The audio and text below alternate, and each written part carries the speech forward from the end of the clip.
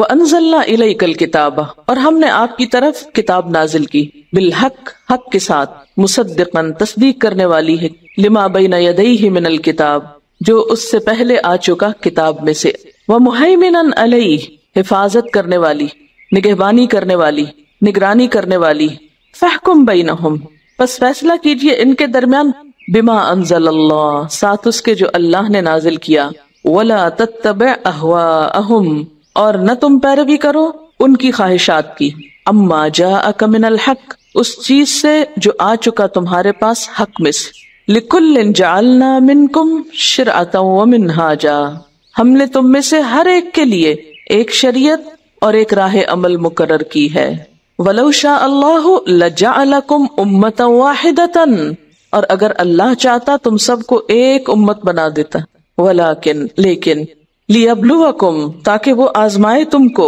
فِي مَا آتَاكُمْ اس میں جو تمہیں اس نے عطا کیا ہے، جو کچھ تمہیں دیا گیا ہے اس میں دراصل تمہاری آزمائش ہو رہی ہے، فَاسْتَبِقُوا الْخَيْرَاتِ تم نیکیوں میں دوڑ لگاؤ، خیر اور نیکی اور بھلائی کے کاموں میں دوڑ لگاؤ، اِلَى اللَّهِ مَرْجِعُكُمْ اللہ کی طرف تم سب کو پلٹنا ہے، جمیعاً سب کے سب کو، فَيُنَبِّئُكُمْ پھر وہ بتائے گا تم کو، بِمَا كُنْتُمْ فِيهِ تَخْتَلِفُونَ ان سب چیزوں کے بارے میں جن میں تم اختلاف کرتے رہے، فَاسْتَبِقُوا الْخَيْرَاتِ خیر اور نیکی اور بھلائی کے کاموں میں دوڑ لگاؤ۔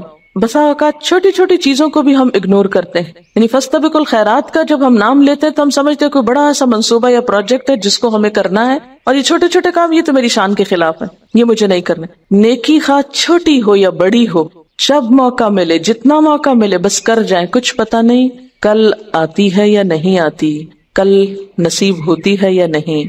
الی اللہ مرجعکم اللہ کی طرف تم سب کو پلٹنا ہے، جمیعاً سب کے سب کو، کوئی ایک نہ بچ کے جائے گا۔ فَيُنَبِّئُكُمْ پھر وہ بتائے گا تم کو، بِمَا كُنْتُمْ فِيهِ تَخْتَلِفُونَ ان سب چیزوں کے بارے میں جن میں تم اختلاف کرتے رہے۔ یہ سب اختلافات وہاں جا کر کھلیں گے، یعنی دین کی ظاہری چیزوں پر جو جھگڑے ہیں وہ صرف اس وجہ سے ہیں کہ لوگوں کو اپنی واپسی کا سفر یاد نہیں، لوگ بھولے بیٹھے ہیں کہ ایک دن انہیں مرنا بھی ہے۔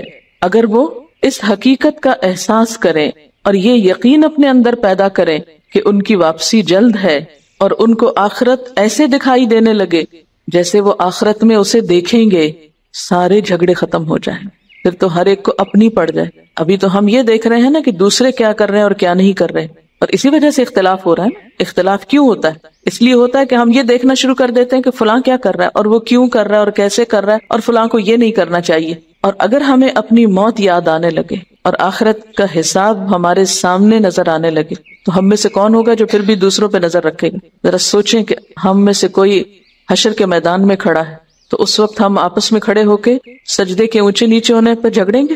اس وقت یہ دیکھیں گے نماز بھی پڑھی تھی یا نہیں؟ تو جھگڑوں کے ختم کرنے کی صورت یہی ہے کہ انسان اپنی آخرت کو یاد رکھے۔ اسی لیے اللہ تعالیٰ نے کیا فرمایا؟ فاستبقوا الخیرات الی اللہ مرجعکم جمیعا فینبئکم بما کنتم فیہ تختلفون۔ یہ تمہارے اختلافات جو فرقہ وارانہ اختلافات ہیں، یہ تمہاری ہٹ دھرمی کی وجہ سے ہیں، باہمی ضد کی وجہ سے ہیں، یہ اس دنیا میں ختم نہیں ہو سکتے۔ اس کا آخری فیصلہ نہ کسی مجلس مناظرہ میں ہو سکتا ہے، نہ کسی میدان جنگ میں۔ یہ فیصلہ تو اللہ کے ہاں ہوگا، وہ بتائے گا کہ حق پر کون تھا، وہ بتائے گا کہ سچا کون تھا۔ صحابہ کرام کی بہترین پرفارمنس کی اصل وجہ یہ تھی کہ ہر ایک کو اپنی آخرت کی فکر تھی کہ میں نے وہاں جانا، اس سے پہلے جو وقت ہے میرے پاس اس میں کچھ کر جاؤں، اور یہی چیز انسان کو بہترین بناتی۔ ہمیں یہی چیز بھول چکی ہے۔ کلثوم شاہین الہدا سیکنڈ بیچ کراچی کی اسٹوڈنٹ تھی۔ 11 مئی 2002 کو ان کا روڈ ایکسیڈنٹ ہوا۔ وہ قرآن پاک پڑھا کر گھر واپس آ رہی تھی کہ روڈ کراس کرتے ہوئے ایک گاڑی نے ان کو ٹکر ماری، جس سے وہ گر پڑی، بے ہوش ہو گئی۔ کچھ دن تک ان کو وینٹیلیٹر پر رکھا گیا، بالآخر 14 مئی کو وینٹیلیٹر بند کر دیا گیا اور وہ اس دنیا فانی سے رخصت ہو گئیں۔ انا للہ و انا الیہ راجعون۔ بے شک ہم بھی اللہ کے لیے ہیں اور اسی کی طرف لوٹ کر جانے والے ہیں۔ ان کے جانے کے بعد ان کی کلاس فیلوز اور ان کی دوستوں نے ان کے بارے میں اپنے خیالات کا جو اظہار کیا وہ پیش خدمت ہے۔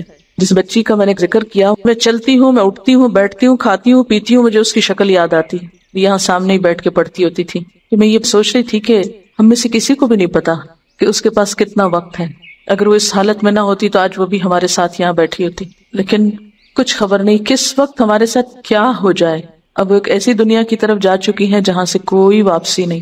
یعنی اس دنیا میں ہوتے ہوئے موت ایسی چیز ہے جس کا کوئی علاج اب تک دریافت نہیں ہوا، یا جس سے کوئی واپسی کی راہ نہیں نکل سکی. اس سے آپ اندازہ کر سکتے ہیں کہ ہمیشہ کے لیے کسی چیز کا ہونا کیا معنی رکھتا ہے.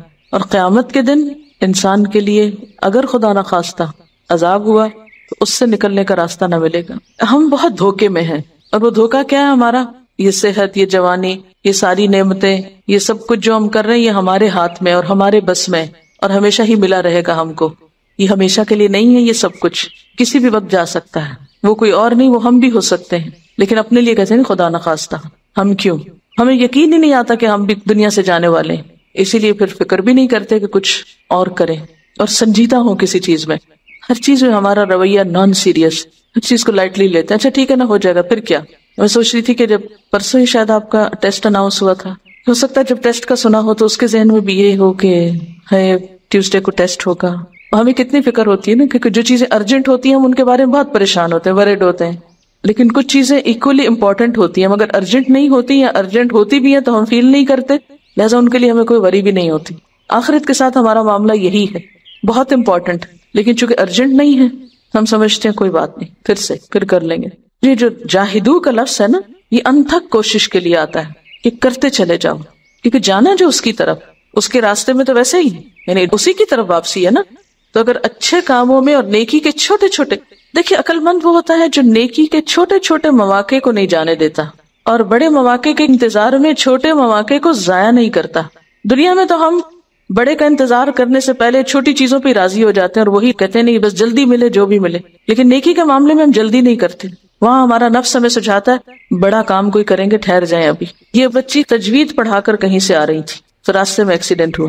ظاہر ہے کہ فی سبیل اللہ ہی تھی، اس لیے ہم ان کے لیے ایک اچھے انجام کی توقع رکھتے ہیں. کیونکہ جو شخص خیر کے کام کے لیے گھر سے نکلتا ہے اور خیر اور بھلائی کے لیے جاتا ہے تو اس کے قدم بھی گواہی دیتے ہیں، وہ جگہ بھی گواہی دیتی ہے. کیونکہ انسان جس حال پہ اس کا اینڈ ہوتا ہے اسی حال پر وہ اٹھایا جائے گا، اس لحاظ سے خوش قسمتی. لیکن عام طور پر ہم کسی کو پڑھانا سکھانا دنیاوی نظر سے بڑی حقیر چیز ہے، حقیر کام ہے، یہ مولویوں والا کام ہے. تو ہمیں اپنی یہ مینٹالٹی بھی بدلنی ہوگی. نیکی کا کوئی کام چاہے چھوٹا ہی ہو وہ کبھی چھوٹا نہیں ہوتا، چھوٹے کاموں کو بھی بڑا سمجھا کرے. اور کوئی بھی شخص کوئی اچھا کام کر رہا ہو چاہے چھوٹا ہی کیوں نہ کر رہا ہو اس کو انکریج کیا کرے. کیونکہ ہمارے معاشرے کا ڈسکریجنگ رویہ انسان کو خیر اور بھلائی کی طرف سے روک دیتا ہے. جب کچھ سٹاف ممبرز وہاں پر تعزیت کے لیے گئے کہ جا کے ان کے والدین کو حوصلہ دیں، اتنی ینگ بچی، اور اخلاقی فرض بنتا ہے ہمارا کہ خبر لیں، یہاں پر بیٹھا کرتی تھی سامنے ہی اور اسی ایریا میں ہوتی تھی. اور کئی دفعہ جب میں اسٹیج سے اترتی تھی تو میرے ہاتھ تھامتی تھی، یعنی مجھے نیچے اترنے، کیونکہ بیٹھ کے میرے پاؤں بہت سوج جایا کرتے تھے تو میں نیچے سٹیپ اتارنا میرے لیے مشکل ہوتا تھا، تو ایک دم اپنا ہاتھ آگے کر دیتی تھی اور مجھے نیچے اتارتی تھی. کہتی چھوٹی سی نیکی بھی کسی کی ہو تو پتہ نہیں اسی وجہ سے وہ دل میں، یعنی مجھے پہلے تو نہیں پتا تھا لیکن تو میں چاہ رہی ہوں کہ تھوڑی سی باتیں آپ کو اس کے بارے میں پتا چلے، کیونکہ شی واز ون آف اس، ہمارے اندر سے اٹھ کے گئی ہے نا، وہ ہم بھی ہو سکتے تھے. اور ویسے بھی پیچھے آپ پڑھ چکے ہیں کہ حق ہوتا ہے والصاحب بالجنب، ساتھ بیٹھنے والوں کا ایک حق ہوتا ہے کہ ہم ان کو پہچانے، ان کے بارے میں جانیں. اور اگر اس کی باری آئی ہے، آ گئی اور وہ چلی گئی، ہماری بھی دور نہیں، لیکن ہم بھولے ہوئے ہیں.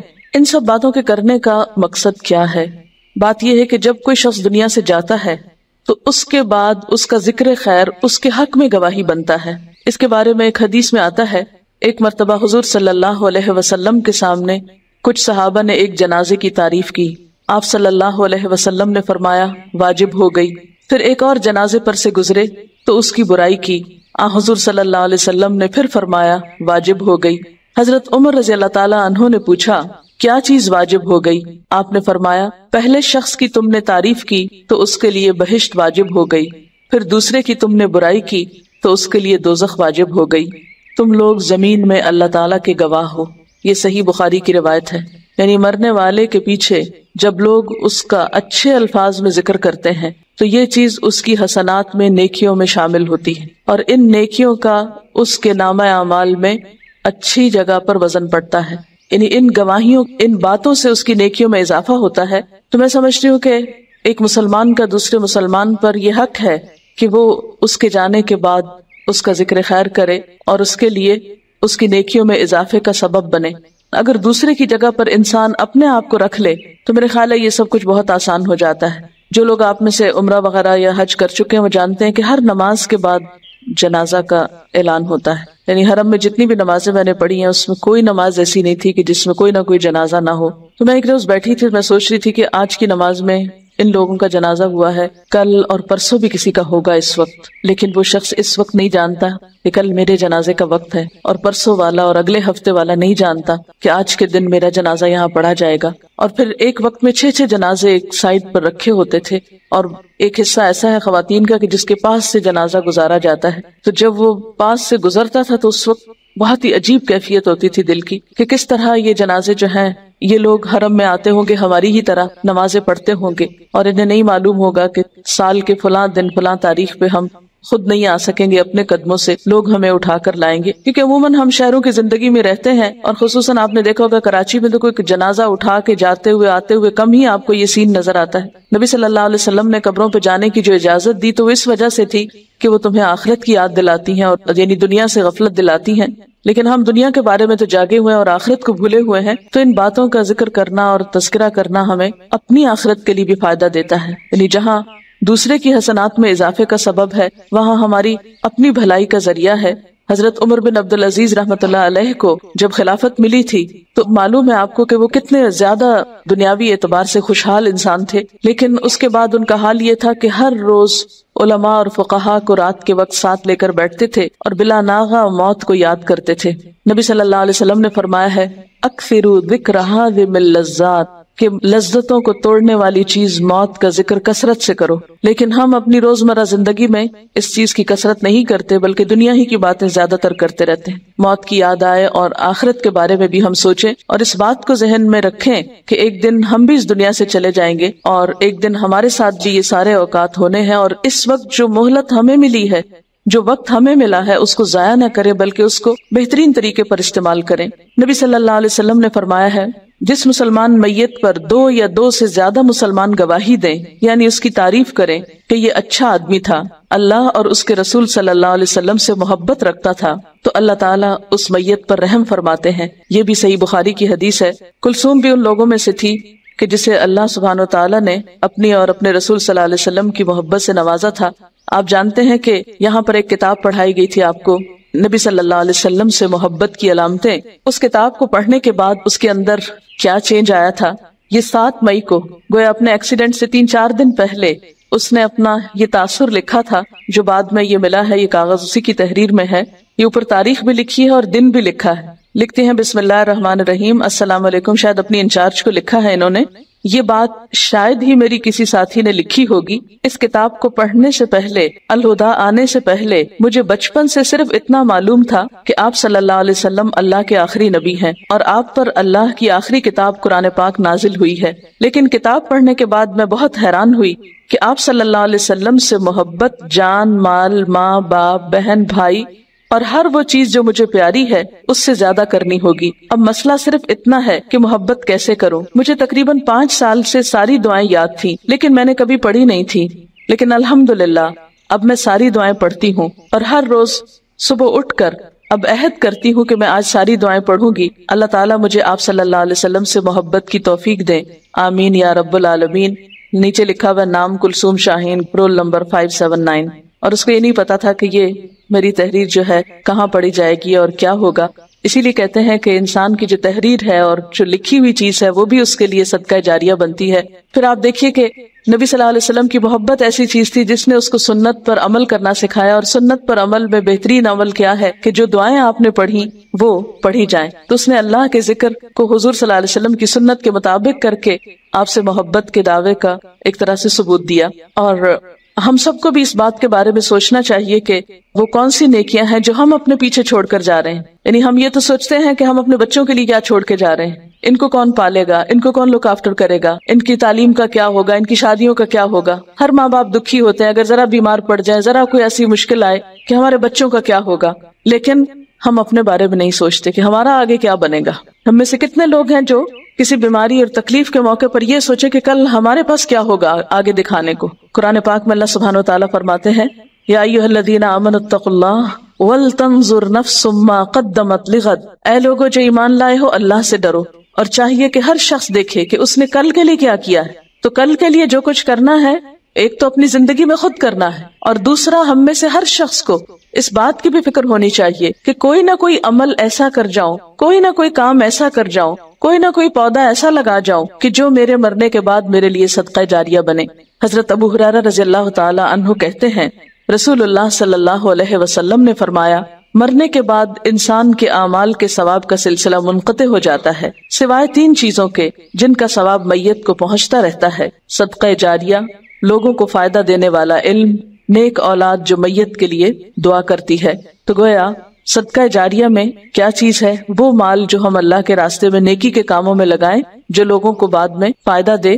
پھر اسی طرح علم سکھائیں، کیونکہ جو علم ہم نے کسی کو سکھایا اس سے اس نے جو بھی عمل کیا وہ جتنی دیر عمل کرے گا اور پھر آگے کسی اور کو وہ عمل ٹرانسفر کر دے گا یا علم سکھائے گا، وہ سب ہمارے لیے صدقہ جاریہ بنتا رہے گا اور مرنے کے بعد بھی یوں اعمال کا ایک سلسلہ جاری رہے گا. اور تیسری چیز نیک اولاد ہے جو دعائیں کرتی ہے، اور اولاد کے علاوہ دوسرے رشتہ دار اور دوست بھی جو دعائیں کرتے ہیں وہ بھی انسان کو مرنے کے بعد فائدہ دیتی ہیں. حضور صلی اللہ علیہ وسلم نے لواحقین کو بھی میت کے لیے دعا کرنے کا حکم دیا ہے. حدیث ہے حضرت عبداللہ بن عباس کہتے ہیں کہ رسول اللہ صلی اللہ علیہ وسلم نے فرمایا قبر میں میت کی مثال ڈوبنے والے اور فریاد کرنے والے کی طرح ہے جو اپنے ماں باپ، بھائی یا کسی دوست کی دعا کا منتظر رہتا ہے. جب اسے دعا پہنچتی ہے تو اسے دنیا جہان کی ہر چیز سے زیادہ محبوب ہوتی ہے. بے شک اہل دنیا کی دعا سے اللہ تعالیٰ اہل قبور کو پہاڑوں کے برابر اجر عطا فرماتا ہے. یعنی ہماری دعائیں میت کو کس طرح پہنچتی ہیں، کتنا ثواب اور کتنا اجر بن کے پہنچتی ہیں جیسے ایک پہاڑ ہوتا ہے. مردوں کے لیے زندوں کی طرف سے بہترین تحفہ ان کے لیے استغفار کرنا ہے. اس حدیث کو بہقی نے روایت کیا ہے. ایک اور حدیث میں آتا ہے کہ جو شخص علم حاصل کر رہا ہو اور پھر اسی راستے میں اس کو موت آ جائے اور ایسا علم حاصل کرے کہ جس سے اسلام کو زندہ کر سکے، تو قیامت کے دن وہ اس حال میں اٹھے گا کہ اس کے اور انبیاء کے درمیان ایک درجے کا فرق ہوگا. یہ کسی نے لکھا ہے، گروپ 3 کی ایک اسٹوڈنٹ ہیں شمع اکرام. یہ کہتی ہیں کہ کلثوم ایک مشعل راہ ہے ہم سب کے لیے کہ ہم لوگ دین میں یا زندگی میں جو کام کرنا چاہتے ہیں اس کے لیے مختلف تعویلیں ڈھونڈتے ہیں کہ وہ کام نہ کریں. کبھی کہتے ہیں کراچی کے حالات خراب ہیں، کبھی کہتے ہیں ٹریفک بہت خراب ہے، کبھی یہ کہتے ہیں کہ جگہ بہت دور ہے، وغیرہ وغیرہ. مگر وہ چھوٹی سی لڑکی جس کی عمر صرف 18 سال تھی، وہ اتنی سی عمر میں بھی سب کچھ کر گئی. انہی خراب حالات میں وہ تنہا بچوں کو پڑھانے جاتی، پڑھتی بھی پڑھاتی بھی، دور بھی رہتی تھی، اپنا خرچہ بھی خود اٹھاتی، اور چھوٹی چھوٹی نیکیاں کرنے کا کوئی موقع اس نے ہاتھ سے نہیں جانے دیا. یہی وہ اجر پا گئی. اور بات یہ ہے کہ when there is a will there is a way، یعنی جب انسان کی اپنی نیت اور ارادہ بن جاتا ہے کسی کام کو کرنے کا تو اس کو راستہ بھی مل جاتا ہے. 18 سال کی مختصر عمر میں اس نے اتنا کچھ کر لیا. اس میں ہم سب کے لیے ایک بہت بڑا سبق ہے. جب ایک شخص چلا جاتا ہے تو اس کے حق میں جو گواہی ہوتی ہے نیکی کی وہ اس کے کام آتی. ہم جانے والے کو اور کچھ نہیں دے سکتے، اچھی گواہی دے سکتے ہیں، دعا دے سکتے ہیں. انیلا ہمارے ہاں جو گروپ انچارج ہیں وہ بتاتی ہے کہ لاسٹ ایئر اس نے کافی لیٹ جوائن کیا اور اس کے بعد اس نے کیسٹ سے قرآن پاک پورا کیا. میں نے کہا اگر وہ یہ سوچتی کہ اچھا میڈم آئیں گی تو پھر پڑھ لوں گی، یا یہ کہ میڈم تو ہے نہیں تو کیوں پڑھوں، اگر یہ سوچ کے وہ چھوڑ دیتی تو اس کا قرآن پاک تو مکمل نہ ہوتا. اس کا قرآن پاک مکمل ہوا اور اس کے بعد دوبارہ اس نے کورس جوائن کر لیا. السلام علیکم. کلثوم میرے گروپ میں اسٹوڈنٹ تھی، لیکن اس سے پہلے ہم دونوں ساتھ تھے، ساتھی کی حیثیت سے، کیونکہ میں نے بھی لیٹ ایڈمیشن لیا تھا اور کلثوم میرے ساتھ پہلے میرے ساتھی کی حیثیت سے تھی. پھر اتفاق یہ ہوا کہ جب میں نے گروپ لینا شروع کیا تو وہ میرے گروپ میں ہی آئیں. بہت زیادہ محبت کرنے والی اور استادوں کا ادب کرنے والی تھی، بہت اچھا کام کرتی تھی، قرآن کا فہم بہت اچھا تھا اور قرآن کی جو روشنی تھی اس کی چمک ان کے چہرے پر اور ان کی آنکھوں میں تھی. جب بھی کچھ پوچھا جاتا سب سے پہلے ہاتھ اٹھانے والوں میں ہوتی. ہر طرح کی دعائیں جو کہ آپ صلی اللہ علیہ وسلم کے لیل و نہار میں ہم نے پڑھی ان کو زبانی یاد تھی. یہاں تک کہ وہ مشکل دعائیں جو کہ بازار میں داخل ہونے کے وقت کی دعائیں تھی وہ بھی وہ واحد بچی تھی کہ جو اس کو یاد ہوتی تھی اور وہ فوری طور پر ہاتھ کھڑا کرتی تھی سنانے کے لیے. اور اس کے علاوہ یہ کہ مجھے ان کے ساتھیوں نے بتایا کہ جب کیلی گرافی کر کے اس کو جس دن گڈ نہیں ملتا تھا اس دن وہ بہت اداس ہوتی تھی کہ آج مجھے گڈ نہیں ملا، تو اس کے ساتھی اس کو تسلی دیتے تھے کہ کلثوم تمہیں اللہ تعالیٰ ایکسیلنٹ دیں گے. اس میں آپ ایک بات جو مجھے محسوس ہو رہی ہے وہ یہ کہ کتنی عاجزی کی بات ہے کہ ایک شخص جو آپ کی کولیگ رہی ہو، جن کے ساتھ آپ نے پڑھا ہو، پھر آپ اس کو ایز اے ٹیچر ایکسپٹ کر لیں؟ عام طور پر لوگ کیا کرتے ہیں؟ مس بہیو کرتے ہیں، ادب نہیں کرتے، احترام نہیں کرتے کہ کل کو تو ہم نے اکٹھے پڑھا ہے، اگر یہ میری ٹیچر ہو گئی تو میں ان کی بات کیوں سنوں؟